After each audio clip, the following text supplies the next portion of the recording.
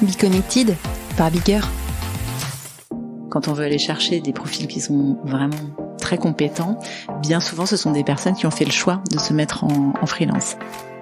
On a fait tout un travail sur les valeurs, comme beaucoup d'entreprises. Moi, celles qui me tiennent particulièrement à cœur, c'est vraiment des valeurs de responsabilité et d'autonomie. Le fait de mieux se connaître, bien se connaître, s'être divertis ensemble, etc. Est vraiment favorable à ce que la communication passe bien et facilement. Bonjour à tous et à toutes, je suis ravie de vous retrouver pour ce nouvel épisode de Be Connected. J'ai le plaisir aujourd'hui de recevoir Isabelle Perrussier-André.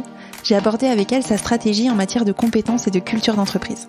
Isabelle nous a partagé sa vision de son rôle de leader, garante des savoir-faire techniques et technologiques de son entreprise. Nous avons également échangé sur la manière dont elle fait évoluer ses ressources et ses équipes dans un marché de l'emploi très compétitif. Vous l'aurez compris, avec cet épisode, notre objectif est de connaître et de comprendre les grands enjeux des directions générales face à un monde du travail en pleine transformation.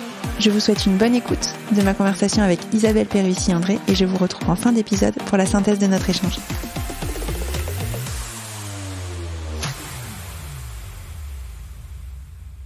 Bonjour Isabelle, bienvenue sur Be Connected. Bonjour Sophie, merci de me recevoir. Isabelle, tu es la DSI de Wigo et la directrice générale de Squirrel, qui est une filiale de la SNCF. Oui, en effet. Est-ce que tu peux m'expliquer quelle est ta mission ou tes missions et quel est ton principal enjeu du moment ? Squirrel est une filiale interne de la SNCF qui construit et opère principalement le système d'information de Wigo en France et en Espagne. Et notre principal enjeu, c'est de les accompagner dans leur développement. Et ça nécessite d'avoir des ressources compétentes et motivées au service du développement de ces offres. Et donc comme la charge de travail est assez variable dans le temps, on a un modèle de sourcing, comme on dit dans notre métier, de RH où on a un mix entre des collaborateurs internes, donc une cinquantaine dans notre cas, et puis du recours à des collaborateurs externes qui nous permettent de moduler en fait notre capacité à faire selon les besoins. Et on a bien vu dans des périodes telles que le Covid récemment que c'est très important de pouvoir avoir une forte réactivité dans cette modulation, soit en décroissance comme dans le cas du Covid, soit au contraire en croissance comme dans le cas de Wigo Espagne où on a dû lancer cette nouvelle offre et monter tous les systèmes d'information en à peu près 1 an. On va pouvoir en parler dans cet épisode avec les équipes de Bigger. On avait à cœur de t'inviter sur le podcast pour justement que tu nous partages ces enjeux et cette expérience en tant que dirigeante, la manière dont tu fais appel au freelancing et comment cela impacte la stratégie de l'entreprise, la stratégie des projets que tu portes toi et avec tes équipes, et puis aussi la culture de votre entreprise, de Squirrel, de vos équipes. Pour démarrer, peut-être à rentrer dans le vif du sujet, est-ce que tu te souviens la première fois où tu as dû faire appel à un profil freelance et comment ça s'est passé ? Au sein de Squirrel, on a toutes les compétences nécessaires à construire et à opérer du SI. Et quand on renforce les équipes, ça veut dire qu'on intègre des personnes externes en régie au sein de nos propres équipes, de manière à conserver la connaissance des sujets et puis aussi à conserver le pilotage en fait de ce qu'on produit et de la qualité de ce qu'on produit. Ouais. Et donc ça veut dire qu'on fait appel à des ressources individuelles pour tous les types de profils. Donc chez nous, pour construire et opérer du système d'information, on va avoir des personnes qui vont travailler sur les expressions de besoins avec les clients, qui vont travailler sur de la conception fonctionnelle, qui vont travailler sur de la gestion de projet, et puis il y a toute une partie aussi outils. Et donc sur chacun de ces profils, on va à chaque fois mixer à la fois des personnes internes et des personnes externes. Pour aller chercher ces ressources, l'approche traditionnelle, c'est de passer par des sociétés de services qui puissent nous proposer des personnes en mode régie. Mais ce qu'on a vu, c'est que lorsqu'on va chercher justement plutôt des ressources individuelles, à ce moment-là, finalement, la qualité du prestataire est souvent très personnalisée. Ce sont quand même souvent des personnes qui sont recrutées et qui sont animées et managées d'un point de vue hiérarchique par la société de service, mais qui sont peu cadrées en termes d'approche et de démarche. Donc du coup, dans ces cas-là, on perçoit moins une valeur ajoutée de la société de service qui nous les met à disposition. Donc par souci, on va dire économique, hein, déjà pour commencer, constatant que il n'y a pas forcément une valeur ajoutée derrière cette marge que prennent les cabinets, assez naturellement, on s'est dit que c'était intéressant de regarder aussi que pouvaient nous proposer des freelances. Ok. Si on se parle aujourd'hui, c'est que tu as été plutôt séduite, que tu peux nous expliquer pourquoi, ce qu'ils sont apportés. Donc au-delà de ce premier élément économique, il y a un autre élément, c'est que nous, donc on a une partie de développement, et aujourd'hui, les développeurs, ce sont des ressources qui sont très rares sur le marché. Donc déjà, on aimerait en recruter plus, et malheureusement, on n'y arrive pas. Donc en fait, il y a beaucoup de bons profils qui sont en fait en mode freelance. Donc quand on veut aller chercher en plus du sujet économique dont je parlais tout à l'heure, quand on veut aller chercher des profils qui sont vraiment très compétents, bien souvent ce sont des personnes qui ont fait le choix de se mettre en freelance. Donc c'est le fait d'accepter de travailler avec des freelances ou d'aller chercher des freelances nous a aussi donné accès à des profils qui sont plus performants et en plus qui sont performants et qui souvent en plus ont une forte productivité aussi. Et puis donc on a commencé comme ça, on a constaté qu'on rencontrait des personnes qui étaient vraiment de qualité. On n'a pas un sourcing, en fait, on se dit pas sur tel poste, on va aller chercher spécifiquement en freelance. On continue en fait à envoyer une fiche de poste à la fois aux sociétés de services et aux sociétés de portage et aux freelance. Et puis derrière, on les reçoit en entretien, on choisit les meilleurs. Pour un poste de développement, on fait souvent passer une dizaine d'entretiens, hein, donc c'est quand même très lourd. Et il se trouve que assez régulièrement, les freelances sortent du lot en termes de qualité. Ok. Et ensuite, petit à petit, il y a un effet en fait vertueux qui est que les freelances, comme ils sont seuls, hein, ont tendance à fonctionner pas mal en réseau. Et donc c'est vrai que en fait en ayant recruté un premier freelance puis un autre, souvent ils nous ont mis eux-mêmes en relation avec d'autres freelances qu'ils avaient dans leur réseau. Et c'est comme ça que petit à petit on a commencé à avoir un petit peu plus de freelance. Ok.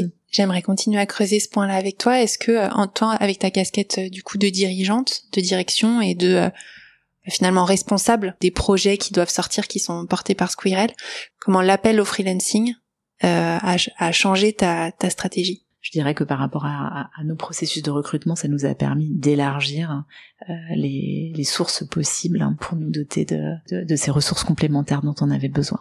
Okay. Après, en termes de management, du fait, comme je te l'ai expliqué, qu'on s'attache à vraiment intégrer les personnes individuellement au sein des équipes pour avoir vraiment des équipes mixtes.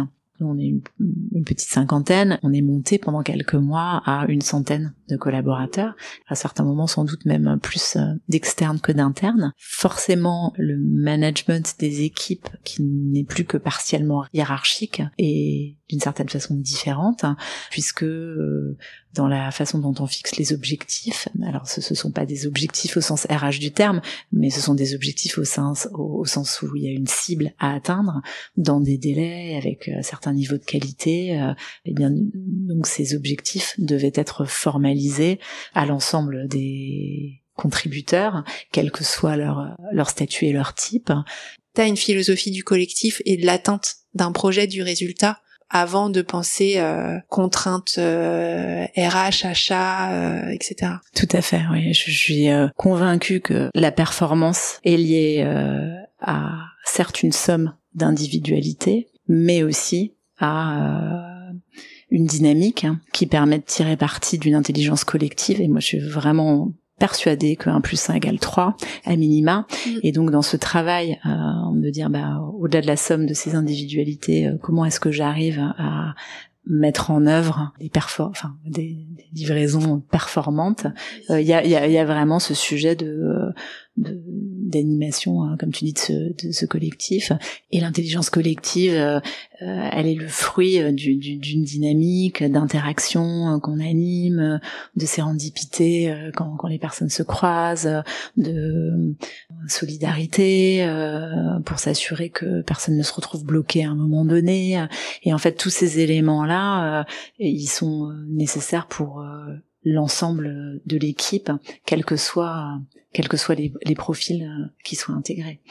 Après, ma responsabilité en tant que dirigeante, c'est de m'assurer que cette performance, les connaissances, la maîtrise qu'on a des systèmes, en fait, perdurent de façon systémique, quels que soient les individus qui en fait y contribuent. Et en fait, il y a, avec ce sourcing mixte, il y a forcément un roulement assez important d'une partie des personnes, mais comme je te le disais, même si nos prestataires de manière générale, y compris les freelances, sont assez fidèles, on ne peut pas les garder très longtemps, donc il y a forcément un roulement, un renouvellement, et évidemment c'est fondamental que notre capital de compétences, d'expertise et de maîtrise soient préservées, quelles que soient finalement les personnes qui se renouvellent au sein de nos équipes.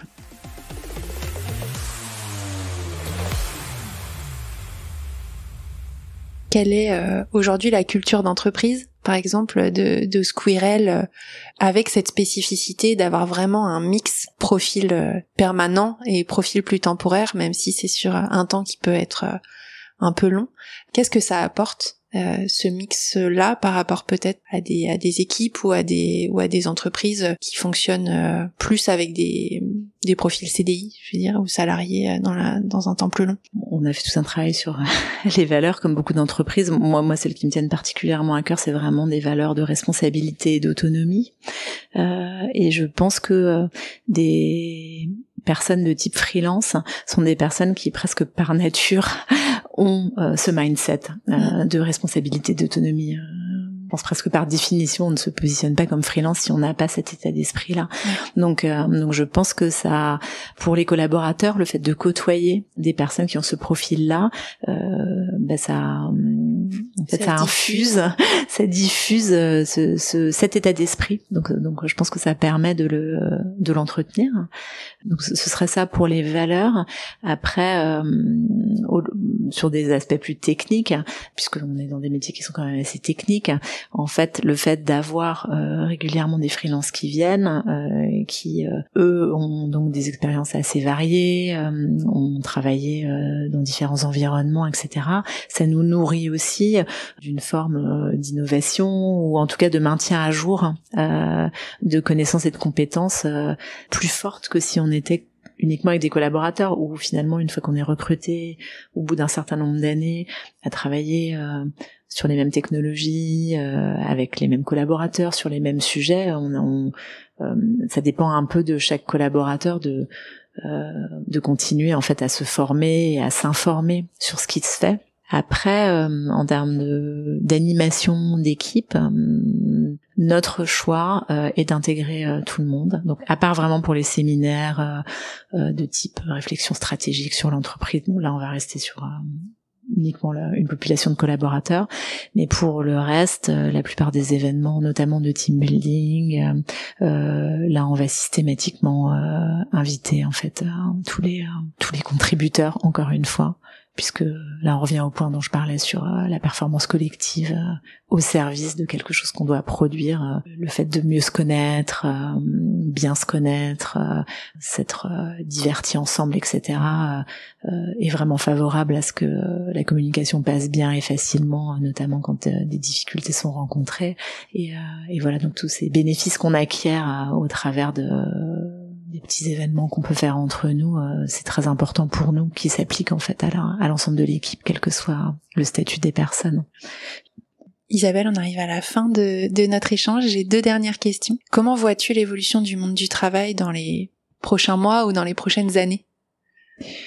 Je pense que la tendance qui s'est initiée assez lourde de la baisse du salariat et de l'augmentation du freelance va vraiment s'accélérer. J'observe autour de moi que, et en particulier encore une fois dans nos métiers qui sont tellement demandés, et ça continuera à être le cas, la majorité des jeunes qui se lancent peut-être après une première expérience de 2 ou 3 ans en entreprise le font plutôt avec des profils de freelance. Et par ailleurs, ça me paraît être assez conforme à ce qu'on voit de l'état d'esprit des nouvelles générations qui sont très attachées à avoir une autonomie dans la gestion de leur mix entre le temps qu'ils souhaitent consacrer au travail et le temps qu'ils consacrent à leur vie privée, à vraiment des aspirations de peut-être de temps un peu différent, de phase de travail pendant quelques mois et puis après de voyage pendant quelques mois. On a justement une freelance avec laquelle on travaille qui est par ailleurs réalisatrice de films, et donc en fait régulièrement elle va faire des missions de développement pendant quelques mois, et puis après pendant quelques temps elle va soit se former, soit partir filmer un documentaire, et puis après elle va revenir, et je pense que ça en fait cette capacité plutôt que de rentrer dans une entreprise et depuis le premier poste jusqu'à la retraite, en fait, d'avoir une vie très longiligne, à part les femmes avec les interruptions de grossesse, enfin des interruptions pour grossesse. En fait, je pense que cette façon de travailler va fondamentalement changer, et je pense que d'ailleurs que c'est positif pour chaque humain d'avoir cette possibilité d'avoir différentes temporalités et d'avoir des phases où il va travailler plus, beaucoup, énormément, et puis d'autres phases où il va se consacrer à des projets différents, puis revenir, et ainsi de suite. Et le salariat n'est sans doute pas la meilleure forme en fait pour accompagner ces aspirations-là, malgré la possibilité de congés sabbatiques ou de choses comme ça. Je pense qu'on va vers le besoin de plus de souplesse et donc vers l'accélération d'autres types de contrats. Avec tous les enjeux d'adaptabilité des entreprises, oui. Parce que quand il y a des projets, oui. il faut trouver les bonnes personnes. Voilà, ouais. Et on revient au sujet de l'animation du collectif, c'est-à-dire en fait comment faire cohabiter ces aspirations individuelles et ce besoin d'individualité, pas d'égoïsme, individualité au sens la capacité à faire valoir ses spécificités, pour d'ailleurs sans doute apporter bien plus de valeur ajoutée en s'appuyant sur nos points forts. Ce respect des individualités qui je pense est une tendance forte dans les demandes notamment des jeunes générations, avec comme je le disais la puissance du collectif. Et donc voilà, et donc cet équilibre en fait reste à trouver, n'est pas simple, et on voit avec des sujets comme le travail hybride aujourd'hui la difficulté en fait à bien organiser ça, et je pense que voilà, en tant que dirigeant, c'est aussi notre devoir de donner du sens à ça. D'ailleurs, on s'est dit hier avec mon équipe que un sujet intéressant pour notre prochain séminaire serait justement de peut-être travailler ensemble à dessiner qu'est-ce que c'est que cette performance collective, et parce que peut-être tu vois, je te parlais tout à l'heure de la solidarité, de la sérendipité, c'est peut-être voilà les idées que j'ai moi du collectif, mais je pense que sans doute eux aussi auraient des idées sur la façon dont il se matérialise ce collectif au service de la performance, pour qu'on puisse encore progresser sur ces aspects. Super intéressant. Ma dernière question concerne les connexions, parce que sur BeConnected, bien sûr, on parle de connexion. Est-ce que tu as un conseil à nos auditeurs, donc qui sont soit des freelances, soit des clients, pour que les connexions entre freelance et entreprise soient positives et durables? En fait, ce qui me vient immédiatement à l'esprit, c'est que il n'y a pas de raison que ce soit différent des facteurs qui favorisent la connexion de manière générale dans les relations humaines au final. Donc je pense que c'est d'être capable de développer la confiance, d'être capable de développer aussi la confiance a priori, et la transparence au sens d'avoir le courage d'exprimer très clairement de part et d'autre nos contraintes, nos enjeux, pas avoir peur d'être en opposition, mais au contraire de vraiment mettre dans la discussion de façon très apaisée, voilà, nos enjeux, nos contraintes, nos attentes, et de dialoguer autour de ça pour trouver une association qui permette de servir les enjeux des deux parties. Parce que je pense qu'on l'a Bien compris, en tout cas moi c'est ce que j'ai compris, ce qui ressort de toute notre conversation, c'est que pas juste un contrat, c'est pas juste un achat, etc. C'est justement une histoire de connexion, une histoire humaine, de rencontre, de synergie, au service de la performance, de projet. Si la connexion ne se fait pas, il n'y a pas de projet. Et je pense qu'il y a beaucoup de joie dans la performance. Chacun est heureux d'être performant et donc c'est un plaisir quand on arrive à fonctionner ensemble et à être performant. C'est un plaisir et une joie pour tous. Merci beaucoup Isabelle. Je t'en prie. Merci à toi. J'espère que cet épisode vous a plu. Chez Bigger, nous avons retenu 3 points pour alimenter notre compréhension des enjeux du futur du travail. Tout d'abord, le discours d'Isabelle est dans la droite ligne du témoignage de Jérémy que j'ai reçu dans le premier épisode. Ils ne se connaissent pas, ont des parcours très différents, n'ont pas les mêmes quotidiens, et pourtant ils ont une approche similaire du freelancing, celle de réunir des talents compétents et engagés dans la réussite de leur projet. Isabelle est également attentive à créer un collectif uni, où chacun a sa place dans lequel on s'entraide. Elle a instauré des rituels d'animation d'équipe qui contribuent à une bonne communication et une bonne ambiance. Enfin, le dernier point que nous retenons, c'est que l'intégration des consultants indépendants favorise la responsabilisation, l'autonomie et l'innovation au sein de son équipe. Ce sont bien sûr 3 éléments clés dans le fonctionnement et la performance d'une entreprise. Chez Bigger, nous sommes convaincus de l'intérêt des collectifs hybrides freelance et salariés. Donc si cet épisode vous a plu et si cette notion vous parle, je vous invite à diffuser cet épisode autour de vous, à vos collègues, à vos amis, à vos clients qui construisent eux aussi le futur du travail. Pour poursuivre votre réflexion, vous pouvez vous abonner à la newsletter mensuelle de Bigger. Nous y partageons de nombreuses ressources et contenus complémentaires aux épisodes de ce podcast. À très bientôt.